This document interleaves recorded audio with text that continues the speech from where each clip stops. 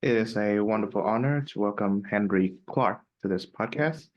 He is the Senior Lecturer and Program Director of the Political Economy Project at Dartmouth College. Uh, Welcome, Henry, to the show. How are you? I'm just great. Thank you very much, Juan, for having me. It's a pleasure to be here. Yes. And it's an extra honor to welcome you as the first guest of this podcast in the year 2024. That is Right. an honor. Happy New Year, then. And to you.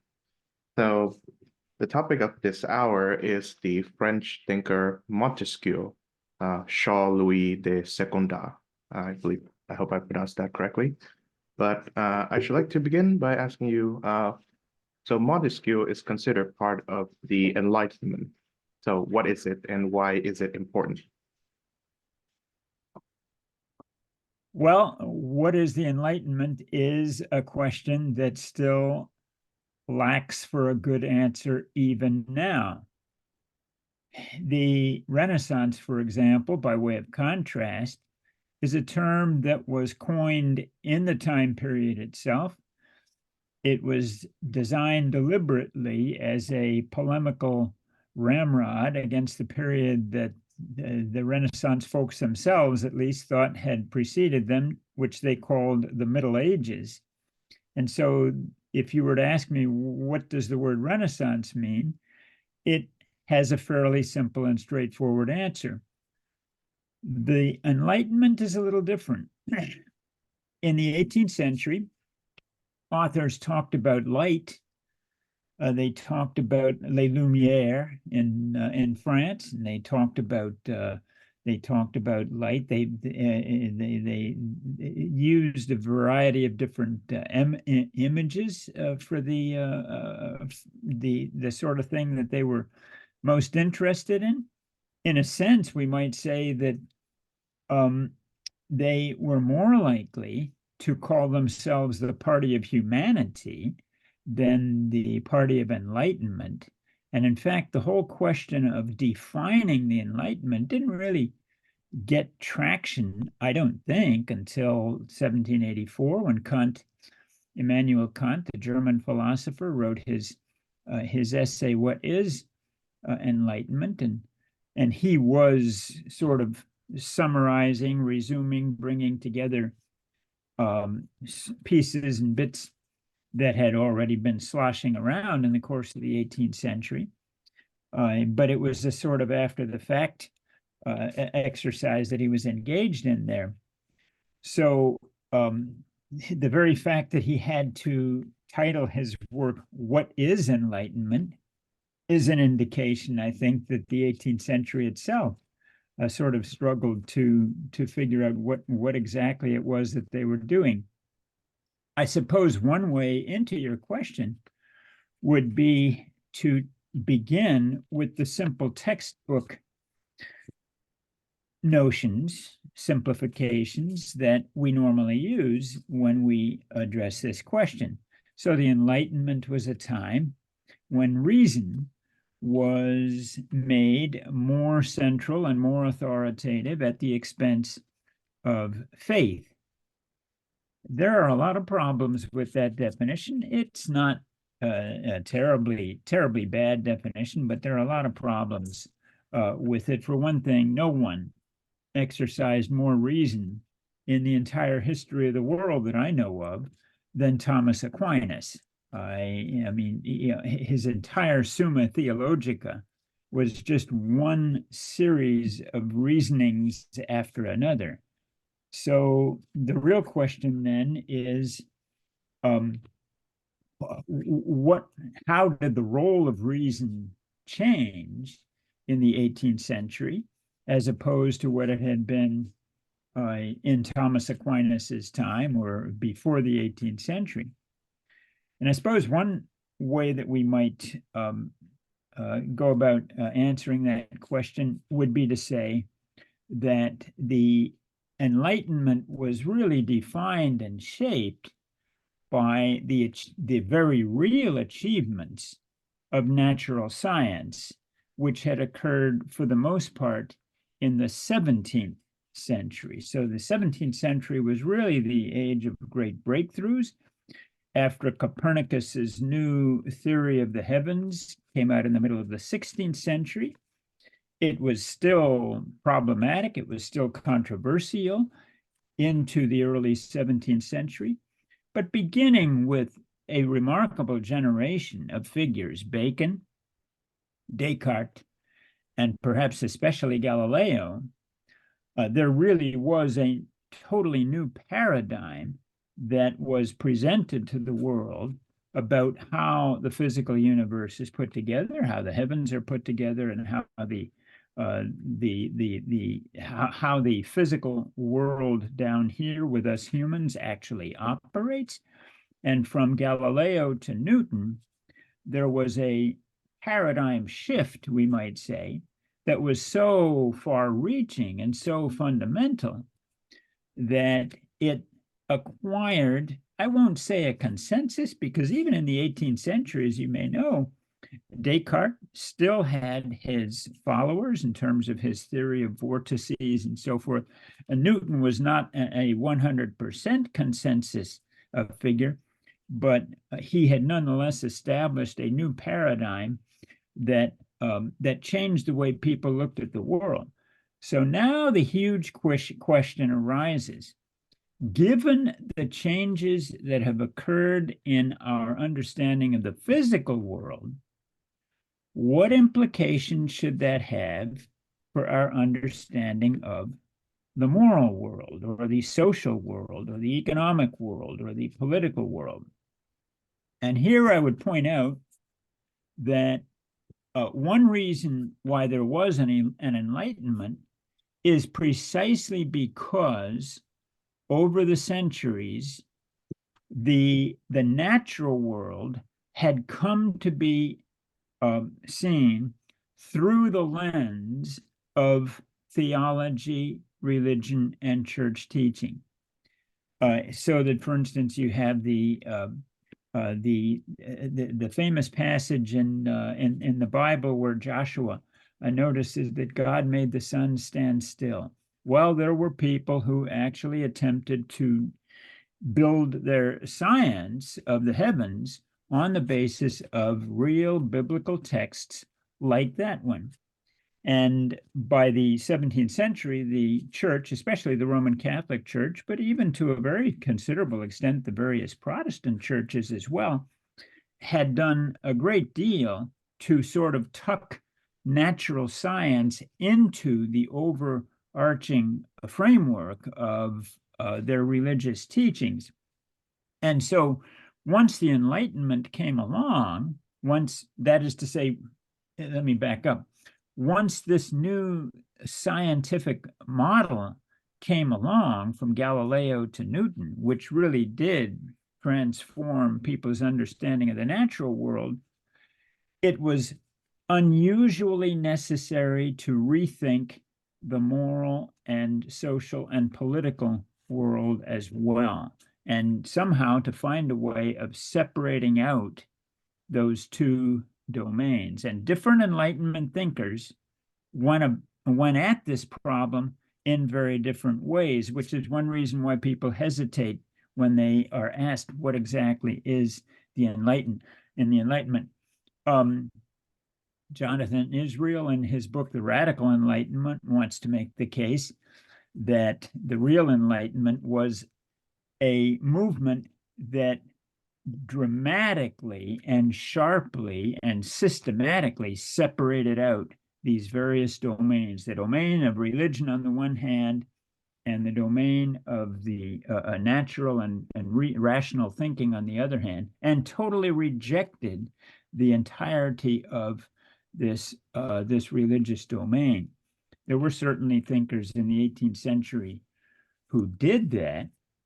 Oddly enough, and perhaps paradoxically, the most influential thinkers, or at least many of the most influential thinkers of the 18th century, were people who were actually quite cautious about how they might go about separating out the religious domain from the domain of natural philosophy, natural science, and natural reasoning. And I'm thinking here of Montesquieu. I'm thinking of Adam Smith, even Hume, although he was a famous atheist, was not a particularly proselytizing atheist, and the same could be said of Locke. Locke's religious views even today are a matter of some conjecture. So in other words, what I think of as the real core, the real mainstream of the most influential Enlightenment thinkers, and I've just named 4 of them. I could also add Voltaire to that list, or Diderot, for instance, Rousseau even, although he might be seen as a kind of a counter-Enlightenment. All of these figures were remarkably reluctant just to simply dismiss and jettison the whole religious inheritance that they had that had been bequeathed to them. And instead, what they did is they tried to apply the new methods taught to them by the new natural science to the world of morality, economics, society, and politics. They tried to apply it in the least damaging way, the least controversial way, the least upsetting way that they possibly could, which is why even today we sort of wonder, what was Adam Smith's real religious, what were Montesquieu's religious views and so forth? They are rather elusive because they wanted to focus on that area where they felt they could apply the new reasoning to improve human understanding. So you mentioned Immanuel Kant earlier. His answer to the question of what is enlightenment can be summed up in one sentence. Enlightenment is man's emergence from his self-imposed immaturity. So to what extent do you agree with that statement? Well, when we hear the word enlightenment, I think most of us hear a sense of combativeness, a sense of defiance, a sense of an agenda, like the one that Diderot, for instance, had in mind when he described the encyclopedia that he and D'Alembert edited for 28 volumes worth, 17 volumes of text and 11 volumes of plates, described as a machine de guerre, that is a war machine. He was describing his encyclopedia, which we think of as simply a bland and neutral reference work. For him, an encyclopedia should be a war machine. So that, and throughout the whole of that work, you can find, not systematically, but recurringly, you can find combative rethinkings, re-evaluations of this topic, that topic, every imaginable topic. And so that's obviously what we think of when we think of exactly the passage from Kant that you just cited. So my answer to the question is yes. A goodly share, there's no way of quantifying it, of course, a goodly share of what the Enlightenment was about can be characterized in that sort of combative way, that everything that came before us is man's own self-imposed childhood, and now we are ready to become adults. But too many of the major figures had too high an opinion of religion and the history of religion to be quite so combative and quite so defiant in that sort of way. And I will say, since you asked my own opinion, although there was a very long period where secularization theory ruled the roost, and I'll define secularization theory very simply as the theory that as man becomes more of an adult, as man becomes more mature, as man learns more from science and reason and from expanding global connections and so forth through trade and peaceful understanding, mutual understanding, as all of these things happen, religion will absolutely positively fade away into more or less nothingness. I'll confess that earlier in my own life, I was a kind of an unthinking subscriber to secularization theory. But I would say at least since the late 1990s, when the great architects of secularization theory, such as Peter Berger, began to have doubts, and Peter Berger actually announced his defection from secularization theory in the late 90s. He began to consider instead that the world is going to be a place filled with religion for as far as the eye can see.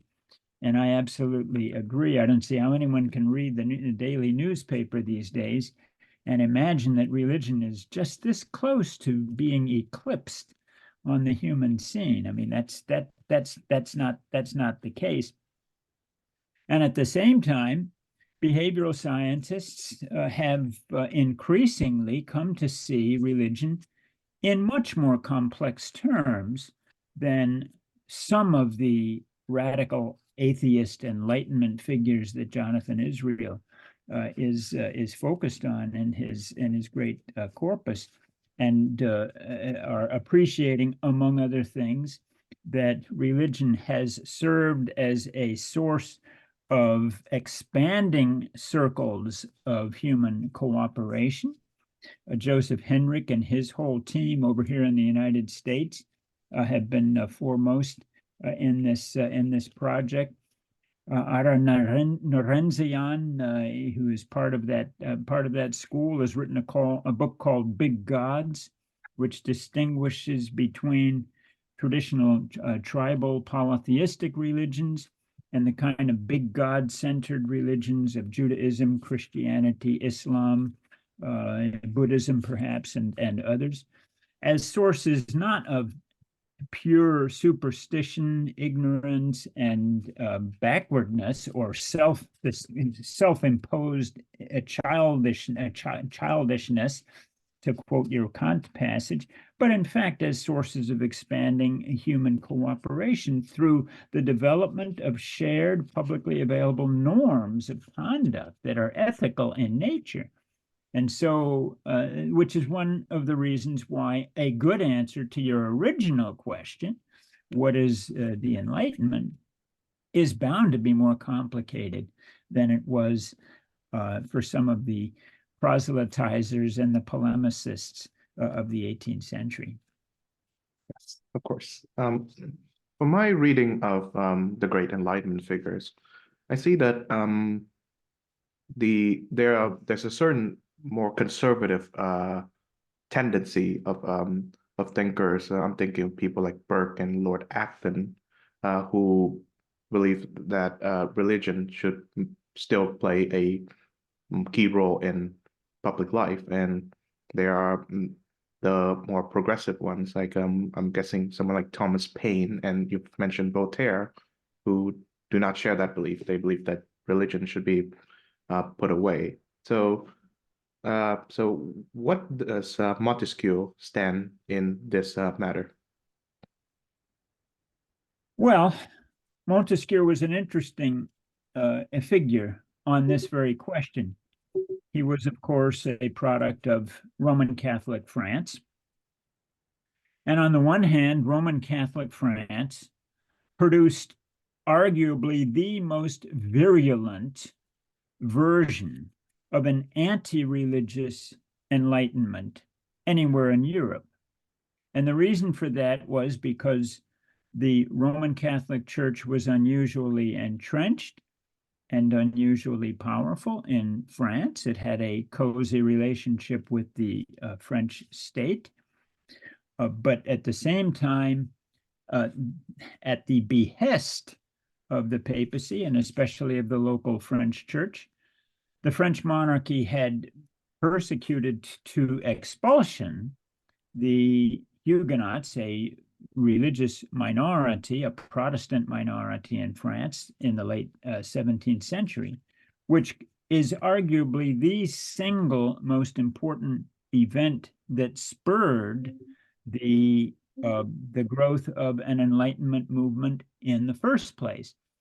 So France is an interesting case. France is a place where a robustly anti-clerical, anti-church, anti-religious Enlightenment began to take shape, and certainly Diderot was very much a product of that.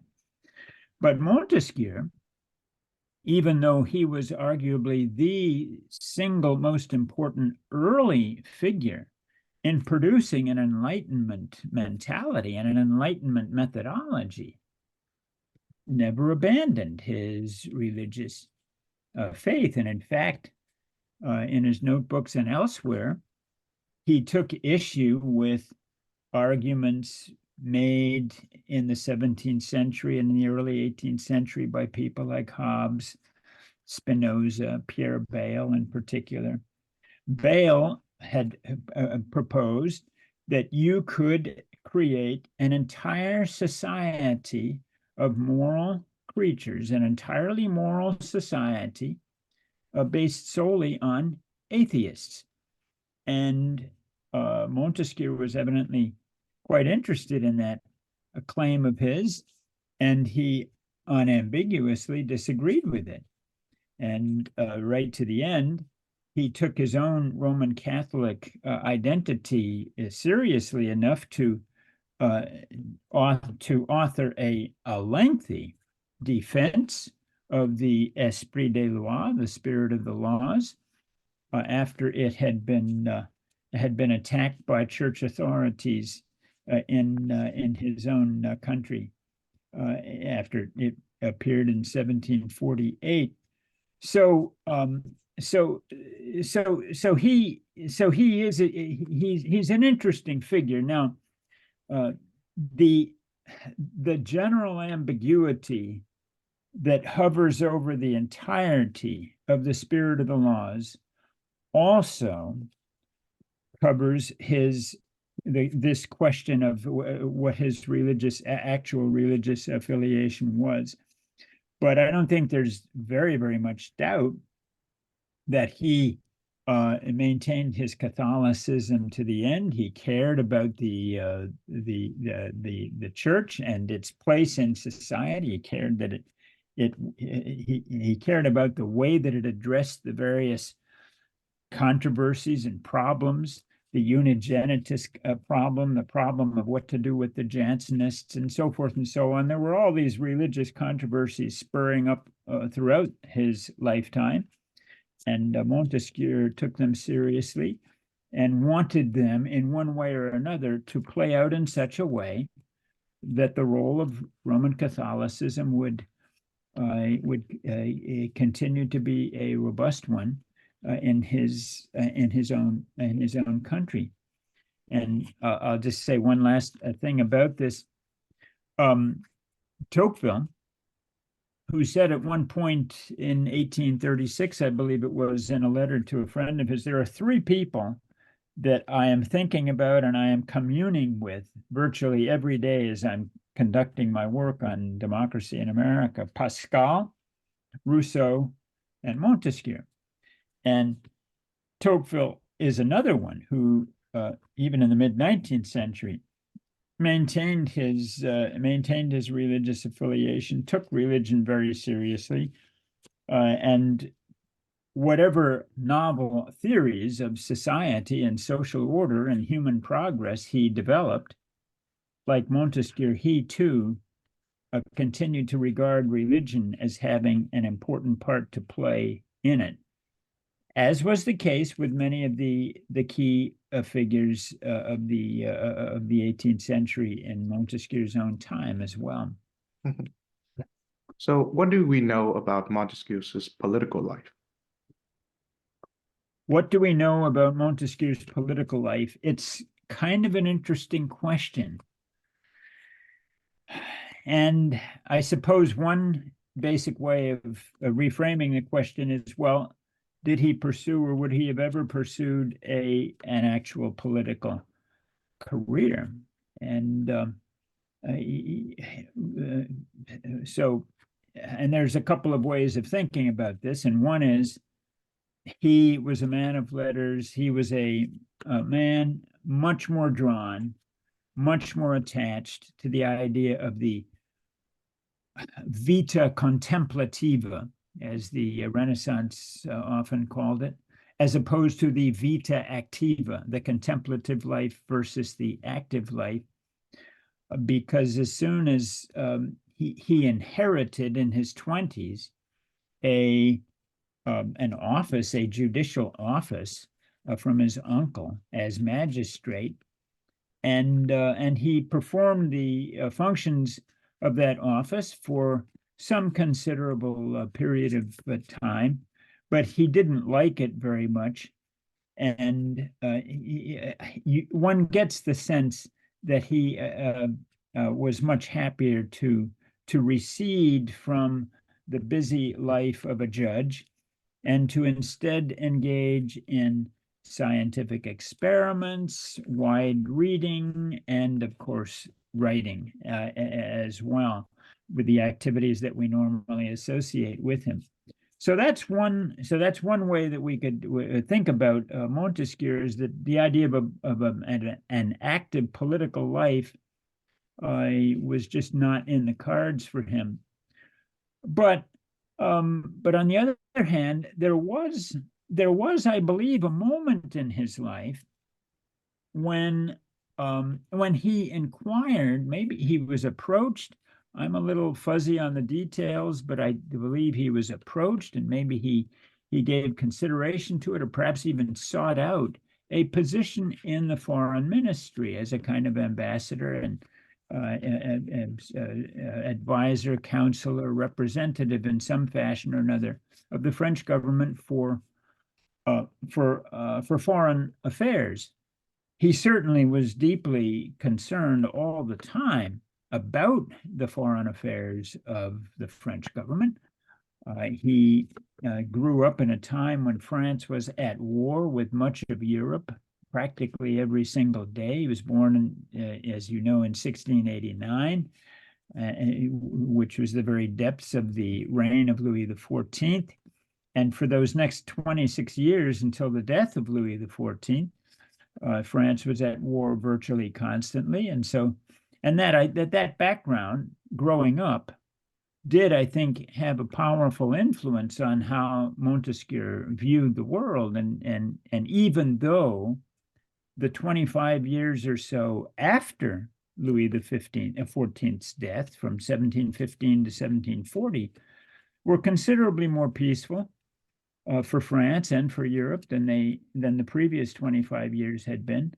Nonetheless, foreign affairs was something high, what we might call grand strategy. This was something that Montesquieu was keenly interested in at all times in his life. He loved to look over big maps and globes and sort of and see where the rivers were that he was reading about, and where the trade routes were, and where, how the different countries would band together or wage war against each other and so forth. So he was always interested in that. And the one time in his life when when there was some talk of his actually becoming an official of the French government, it was concerned with exactly that dimension of political life. But generally speaking, fairly quickly, he settled into what was a mixture of actually not only the activities I've mentioned. He also became a regular presence at the various salons of Paris, especially, and he certainly enjoyed that life as well. It was a social life that included wit and intellectual display, and that suited his temperament as well. But then, of course, from about the mid-1720s or the late 1720s, right on up until 1748, he really was squirreled away much of the time, not all of it, but a great deal of the time, in that chateau of his at La Brede in southwestern France, close to Bordeaux, where the library is still preserved and is one of the great treasures of 18th century French culture. He had about 3,000 books. That doesn't sound like a whole lot for you and me, but for the 18th century, remember, there were no Bantam paperbacks back then. Every book that he had was a significant investment, as it were, and so he was working at his personal library and toiling away at that project that eventually became the Spirit of the Laws. And one of the very first things that he says in the beginning, in the preface to the Spirit of the Laws, is basically, he says, I don't want to mess with anybody's regime. I'm not interested in giving advice to people. I'm not interested in criticizing anybody. There's a variety of different regimes out there. They're all fine as far as I'm concerned. So he was trying to preempt. He did not want to become a subject of polemical or current events controversy. He really was trying to sort of articulate a comparative science of politics. And so I always see him in that light as someone who he may have flirted with the idea of a political career of some kind, but at bottom, he was an intellectual. He was a man who really just found his comfort zone in the contemplative life. Now, from my reading of the Spirit of the Laws, which is an amazing, awe-inspiring work, I sort of take it as the modern version of Aristotle's Politics. So I think that's the best way I can compare it. Now, nevertheless, it was very well received in the Anglosphere at that time, and even more so by the founders of your great country, the United States of America. So what did the founders pick up from Montesquieu's great work? Well, they picked up largely the same thing that the English had picked up on, which is ironic when you think about the fact that the Americans became political theorists precisely because they were revolting against the English. But it was basically Book 11, which is the book on liberty. And in Book 11, it was one of the books anyway, it was one of the two books on liberty that Montesquieu inserted into his 30 book work. And Book 11 it's a book about liberty that includes a definition of liberty, as well as Montesquieu's wide-ranging survey of different regimes in different times and places, and different illustrations of this theme or that theme. But it was clear at a certain point in Book 11, namely chapter 6, that he intended to insert a very specific sort of digression. Maybe digression isn't even the right word for it, although some have read it as a digression. Let's just call it an insert, a good solid 10-page insert on English liberty. Montesquieu had spent well over a year in England. When he was a bit younger, he was about 40 when he was there in the late 1720s, and he had attended the Parliament. He had watched some of the parliamentary debates take place, and he had been friends with some of the leading English political figures of the time, Bolingbroke among others. And so he had had a chance to think about the English system, and especially in its relationship to the broader comparative science, which I agree with you is awe-inspiring, that he was writing. So the big question in reading that one chapter, book 11, chapter 6, is this programmatic? Is Montesquieu's discussion of English liberty designed as a kind of template that other regimes can and should use in order to rethink their own constitutions and their own governments? And before I get to the other part of your question, what did the Americans make of it?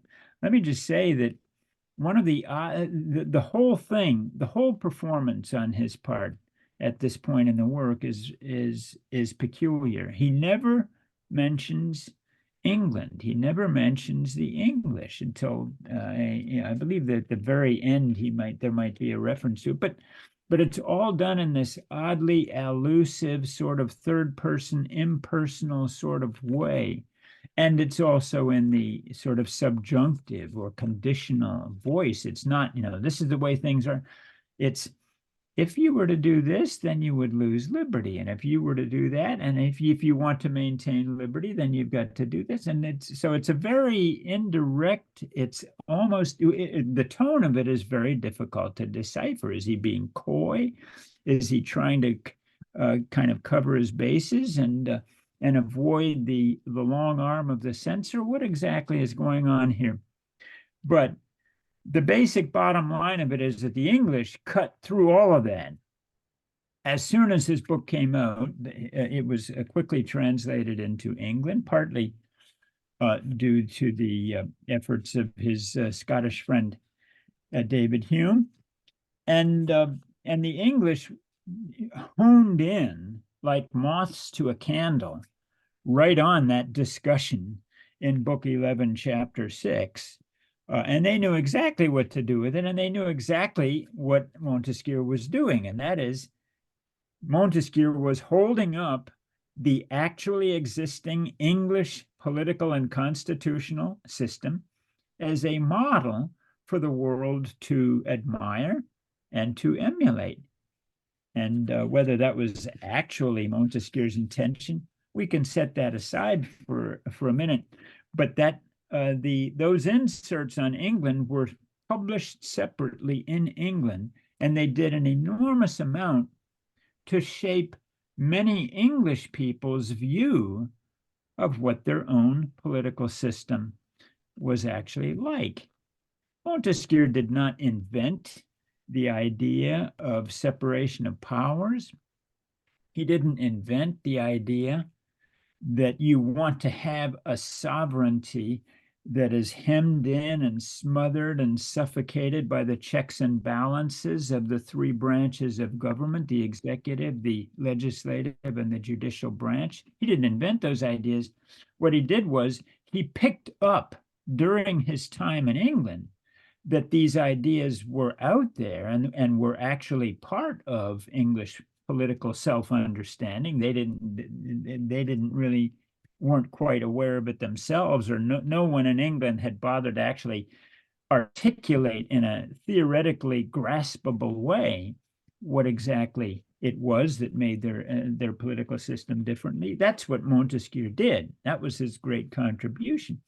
And so the English were all over that, and they took it as validation of a view that many Englishmen had long felt, which was that liberty was a real specialty of the English political system. And so there were some fairly hard-edged polemicists in England who ran with this idea and who doubled down on the idea that right across the channel, there is a country where there is no liberty, namely England. England is a despotism by comparison with England. Well, I think it's highly likely that wasn't quite Montesquieu's view of it, but he enabled that view to take hold by his chapter. So when the Americans come along, what they do is they do almost the same thing that the English did, they seized upon that aspect of Montesquieu's project, and they take it as a template for their own project, and they use it as a way of bashing the English.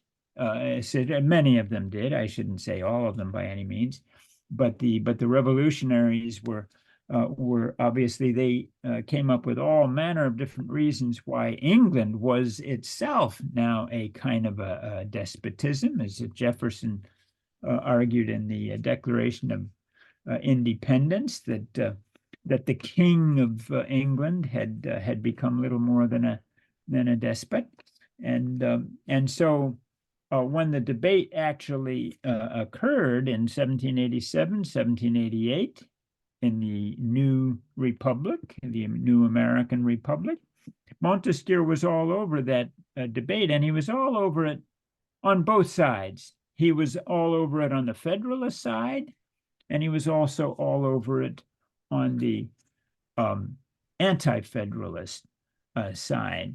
Both sides could draw enormous inspiration from various and sundry ideas that they found in Montesquieu. I'll mention just a couple of examples. I've already mentioned the separation of powers, the checks and balances. These ideas are so woven into our own self-understanding even today that we rarely even think about them. But the idea that you could have a republic that was also a large state, that geographically and demographically large state. This was not an obvious idea by any stretch of the imagination, and in fact, it was very commonly believed that the opposite was true. That in fact, if you want a republic, then you've got to have a small state, and if you happen to have a large state, then it's not optimal for you to try to create a republic. It's optimal for you to create what David Hume called a civilized monarchy. Well, Hume's idea of the civilized monarchy was a very important and a very powerful and influential idea in the latter part of the 18th century, not just in France, but in other parts of continental Europe as well, because most of those governments were monarchies. And so it's been said the real action in political theory in the 18th century was not the creation of republicanism. It was finding ways to modernize the monarchy by giving it some of the checks and balances, by giving it some of the civilizing influences that Hume had referred to. And so Montesquieu was an inspiration for that project.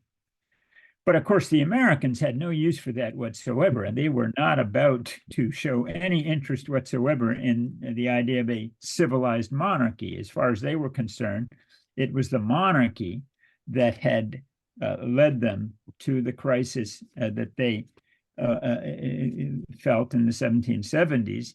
And so they instead lighted upon another of Montesquieu's ideas, which was the idea that actually, if you play your cards right, and if you design the institutions in just the right way, you can actually get a republic with a large territory, a large population. You can have what Montesquieu called an extended republic.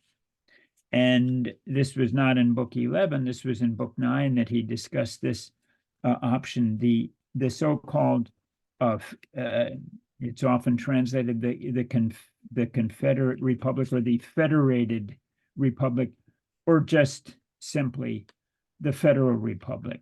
So a federal republic is where you have a large state, which, however, only rules over, only has jurisdiction over a certain smallish number of topics that everyone is concerned by. And then everything else is administered at the local level by the individual federal states. And so that idea was very inspirational to the Americans. And obviously they ran with that. And that's, I mean, the whole bicameral system of legislature and so many other design features of our Constitution were designed precisely in order to make that part of Montesquieu's picture of things come to pass.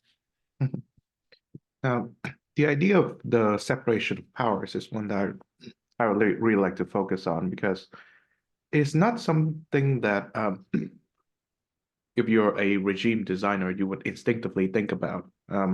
I believe it was Thomas Hobbes who outright rejected that idea because, well, if you separate the powers, then the regime or the ruler would come out weak, and thus it would foster anarchy, and a state should counteract against a state of anarchy.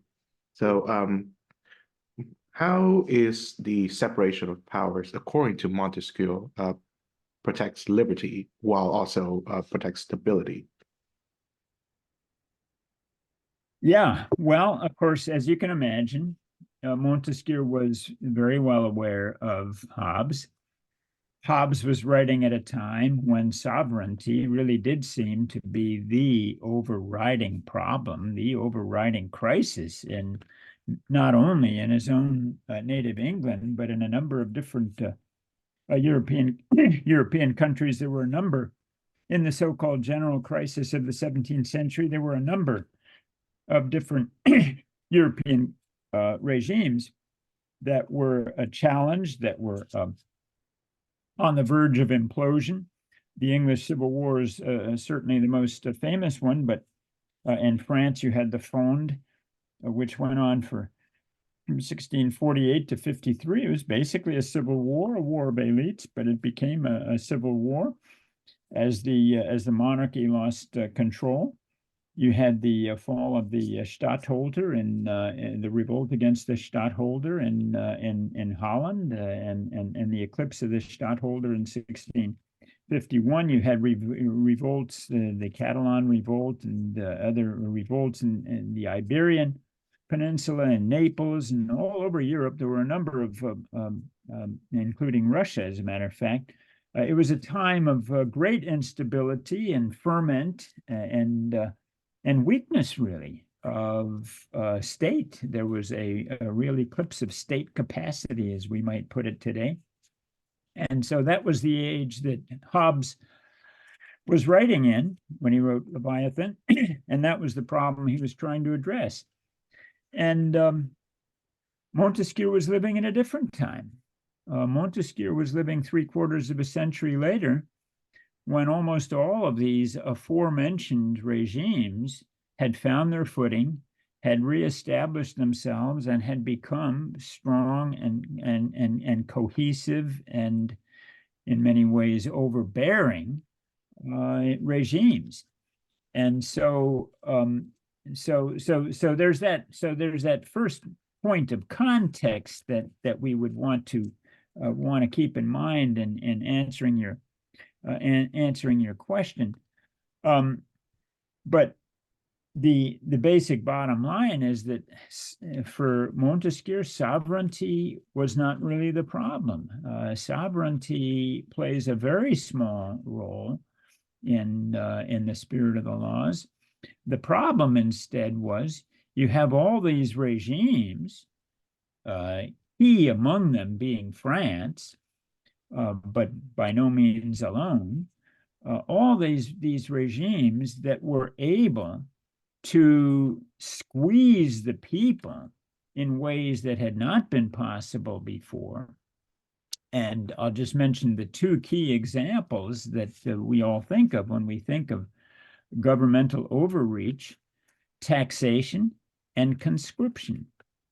The taxation regimes and the conscription regimes of European states expanded exponentially between 1650, let's say, when Hobbes was writing, and 1720 or so, when Montesquieu began thinking about politics. At a certain point in the wars of alliance, the War of the Austrian Succession, for example, Louis XIV was able to put something on the order of 400,000 men in the field, and this for a nation of approximately 20 million people. And these were men who were being drafted into the military in a much more aggressive, much more efficient, brutally efficient way than had been possible in previous generations. And taxation, there were just countless tax revolts in this whole period, late 17th, early 18th century, as the French state, but also many other states, expanded their capacity to reach down to the local level and really squeeze the people, both their persons, their bodies, in the case of the military, and fiscally as well, in the sense of taxation. So for Montesquieu, this, I would say, was the overriding question that he thought about. As I said, he grew up at a time when warfare was absolutely the norm. Every single day there was a war going on someplace in Europe, and it was being paid for by exorbitant taxation, and the taxation was not enough to pay all of the expensive equipment, the expensive coordination and organization of men. And so governments increasingly went into debt. And in fact, one of the signal, we definitely do not want to get into this in detail, but one of the signal moments in Montesquieu's formation was the moment around 1720 when John Law, a Scottish operator, he was an investor, he was a financier, he was a banker, he was a money man. He was one of the few people in Europe who actually understood how money worked. He came up with a scheme to completely reset the finances of France. And for a while, it was spectacularly successful until it absolutely imploded. But this was the kind of thing that people were thinking about. And Montesquieu thought a lot about government debt as well, because all this warfare costs money. So I would say this is why sovereignty was not the overarching problem for Montesquieu. The overarching problem for him was, how can you have a stable regime, a regime that is able to enforce the law and ensure the peace among ordinary people in their daily lives, a justice system, a police system, and so forth? How can you have all of those good things that you get from sovereign governments without all of the bad things that he saw going on all around him, especially at a time when it seemed increasingly unnecessary to him? Because for him, he was living in an age of commerce.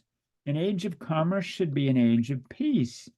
And yet, the actual political systems of Europe were designed in such a way that warfare was a constant. And so that cognitive dissonance also got him to thinking, how can you design governments that separate out the wheat from the chaff in terms of legitimate sovereign functions, law and order above all, while at the same time limiting the capacity of governments to run roughshod over the lives of the people. And so when he went to England, he saw a place that seemed to have squared that particular circle remarkably well. And that's why when he wrote about it in Book 11, Chapter 6, it went so viral and it was so inspirational to so many people. I repeat, however, and I don't want to end this podcast without really making sure that your listeners get this point. It's not at all obvious how normative Montesquieu meant his description of the English liberty and the English constitutional regime to be. Now, I think this would be a good question to end on. So in in his work of comparative politics, Montesquieu is, I'll say, significantly agnostic on the question of what is the best regime. Maybe it was because he was trying to avoid the censors. He was certainly he lived under a monarchy, and he was writing about the monarchy in pretty like somewhat critical terms and all that. But what I get in reading The Spirit of the Laws is that uh, Montesquieu believes that certain areas or certain lands or certain peoples are more suitable for certain different regimes. For example, Britain being an island and separated from the rest of Europe provides the conditions for being a republic, whereas some place like Russia with such a huge landmass benefits from having a large central state, central government. Now, we in the contemporary era, I suppose the post-Montesquieu era, are quite comfortable with, say, pointing out the fact that the Vladimir Putin, for example, does not do a good job governing Russians, or the Ayatollah of Iran does not do a good job governing the Iranians. So I wonder if this is a repudiation of Montesquieu, or is this like updating his principles or adhering to his principles in a new manner?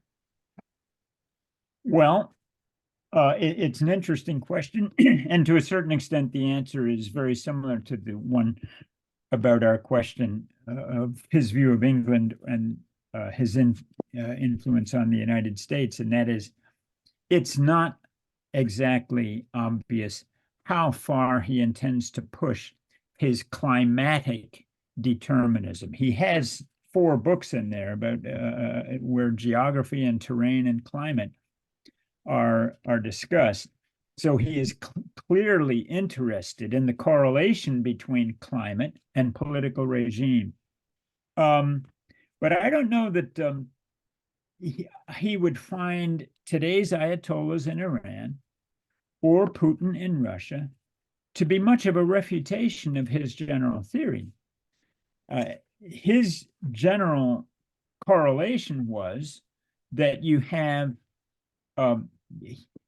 some climates and some terrain and some expanses that are more conducive to despotism.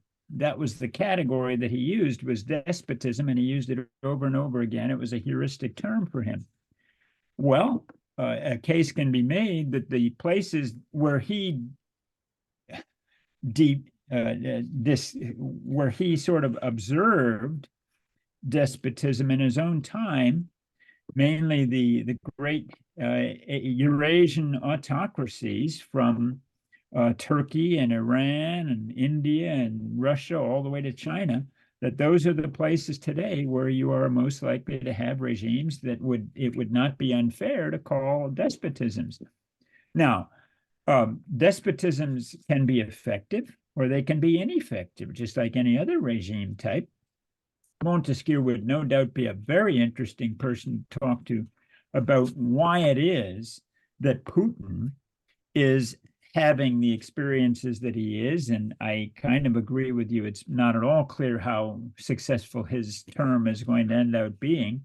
And certainly the Ayatollahs, by all appearances, do not seem to be terribly popular or terribly effective at the present time in Iran. Montesquieu would be a really interesting person to talk to about that. On the other hand, he might begin his answer something like this: despotism is based upon fear. That's the moral juice, the moral energy that goes behind any despotism. And you've got plenty of fear in Russia and you've got plenty of fear in Iran. But maybe Montesquieu would say that in an age of the internet, in an age of social media, in an age of modern communication and transportation, it's much harder for despotisms to maintain that fear over people than it used to be. Or he might say the reverse. He might say they just have to ramp up their instruments of fear. And if they ramp them up enough, they will meet with success. I think that's a good note to end on. Thank you very much, Professor Henry Clark, for joining the show. And thank you for having me. It's been a pleasure.